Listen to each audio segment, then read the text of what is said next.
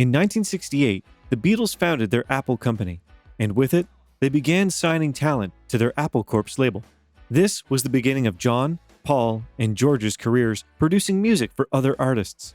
And in today's video, we will review some albums that were produced by a member of the Beatles over the years.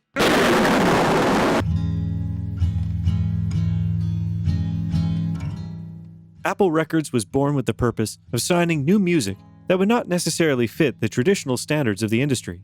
Thanks to a flyer seeking talent for the Beatles' new label, some of these proposals managed to record material for Apple, and several projects were accompanied in the process by one or more members of the Beatles. One success story was that of Mary Hopkin, a British folk singer who was signed by Apple and rose to fame with the McCartney-produced single, Those Were the Days. Those were the days, my friend, we thought they'd... Her debut album, Postcard, was produced by Paul and featured some Donovan songs on the track list. The album debuted at number 3 on the UK album chart.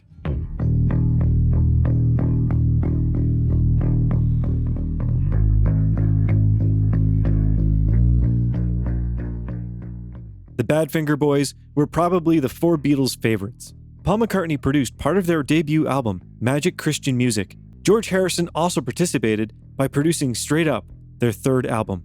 And the members of the band were present in some important projects for the Beatles after their split, as in the album Imagine by John Lennon, or the Concert to Bangladesh by George Harrison, or playing on some songs from the legendary All Things Must Pass.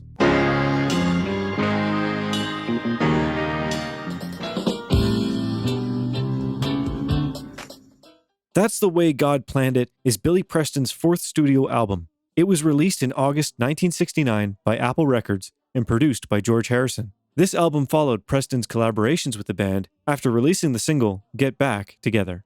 The album included collaborations with Keith Richards, Eric Clapton, Ginger Baker, and Doris Troy.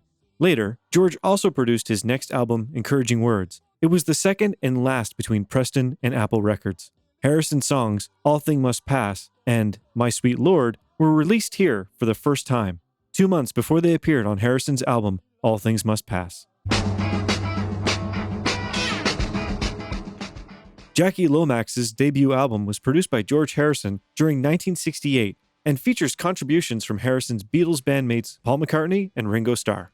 Lomax's debut single for Apple, Sour Milk Sea, was written by Harrison, and he was at Jackie's side in the process of his debut album. They had known each other since Lomax was lead singer of The Undertakers in the early 1960s. This 1971 album of Hindu devotional songs, recorded by the British branch of the Hare Krishna movement, was produced by George Harrison and released on the Apple record label. George Harrison was going through a period of intense artistic activity since the final period of the Beatles, and this album was recorded almost in parallel with Abbey Road. Harrison also featured on the recordings, playing guitar and bass. In addition to their shared projects, John Lennon was involved in the production of his wife Yoko Ono's albums. The album featured collaborations with Klaus Voormann, Eric Clapton, Jim Keltner, Ringo Starr, and others. And although Lennon was not involved in so many projects from the production side, he played the role of producer, also in Yoko's next 2 solo works, approximately Infinite Universe of 1973 and Feeling the Space of the same year. Gary Wright's second album was produced by George Harrison in 1971, but in contrast to other examples, here, George Harrison was not credited as the producer. They met thanks to All Things Must Pass sessions. Wright was one of the main keyboard players on the album and formed a lasting friendship with Harrison. In gratitude, Harrison was involved in producing and supporting Wright on recording of Footprint. David Peel and the Lower East Side's 3rd album was produced by John Lennon and Yoko Ono during 1972. It was a political protest against cannabis prohibition. The album had 12 tracks, including the catchy Everybody's Smoking Marijuana. The controversial album title was banned almost worldwide, and the album was only released in the United States, Canada, and Japan. Lon and Derek Van Eaton's debut album was released on the Apple label in September 1972 in the United States and in February 1973 in Great Britain. It was produced by Klaus Voormann and George Harrison, who had a major part in the single Sweet Music. The album received favorable reviews, but did not achieve the expected commercial success. The Lost Weekend was one of John Lennon's most creative periods during the 70s, and it was there that he produced Harry Nilsson's Pussycats album. The album title was inspired by the bad press Nilsson and Lennon were getting at the time for being drunk and rowdy in Los Angeles. The album began recording in Los Angeles, but Lennon eventually finished producing it in New York, where he could better control the sessions. During the recording sessions, Nilsson broke one of his vocal cords, but decided to keep it from Lennon. He forced himself to go ahead with the sessions, which caused even more damage, from which some say he never fully recovered. Half of the album's 10 original tracks were covers, while the rest were written by Nilsson, with Lennon who, for example, co-wrote Mucho Mungo, Mount Elga. After the first night of recording, on March 28th, Paul McCartney and Stevie Wonder unexpectedly appeared in the studio. Bootleg recordings of the session were later released as the album A Toot and a Snore in '74. It was the only known instance of Lennon and McCartney recording together since the breakup of the Beatles. The debut vocal duo, Splinter, was produced by George Harrison, now under his own label, Dark Horse Records. The recording sessions took place at Harrison's personal studio in Friar Park and featured extensive musical contributions from Harrison on guitar, keyboards, and other instruments, as well as the collaboration of Gary Wright, Billy Preston, Jim Keltner, and Alvin Lee. Harrison's involvement in this album was too much, which is why many people consider it an alternate album to his work. Speaking of related works, the McGear album is often thought of as another Wings album, as its members are behind the album at all times, and the sound at times is very similar to that of the band, plus the songs Paul gave him for the album. Mike McCartney had changed his last name to McGear, so as not to be immediately compared to his brother, and so that neither positively nor negatively the influence of his last name would have an impact on his projects. Interested in putting a new spin on his musical side, Mike recorded this album between 1973 and 1974. Mike said of the album that the recording was a truly collaborative process with my older brother. On the original release, Paul McCartney is not credited as a musician or backing vocalist, although he played both roles during the recordings.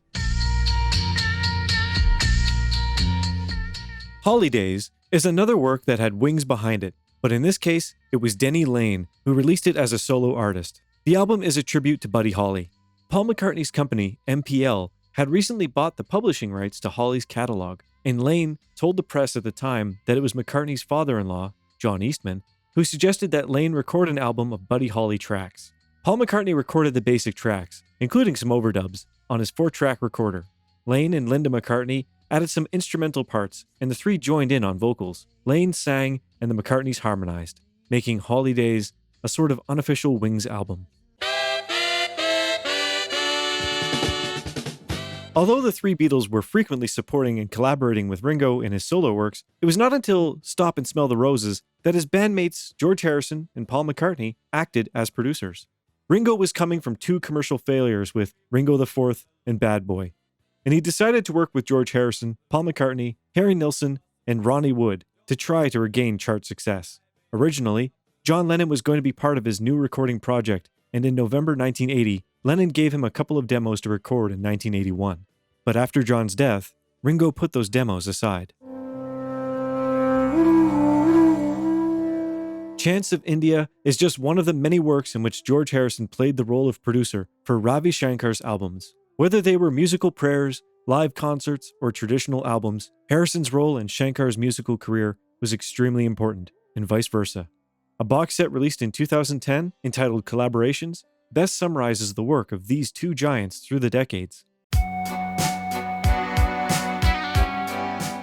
Wide Prairie is a posthumous album by Linda McCartney, released in 1998 by Paul McCartney and Parlophone. The album compiled all of Linda's recordings over the years, and was produced by Paul as a tribute. With the passing of the years and the passing of George, Paul stopped producing albums for other artists, and although he has been in many projects with artists of all kinds, his collaborations were always more towards singles than an album as a whole. The only notable exception is the solo work of his son, James.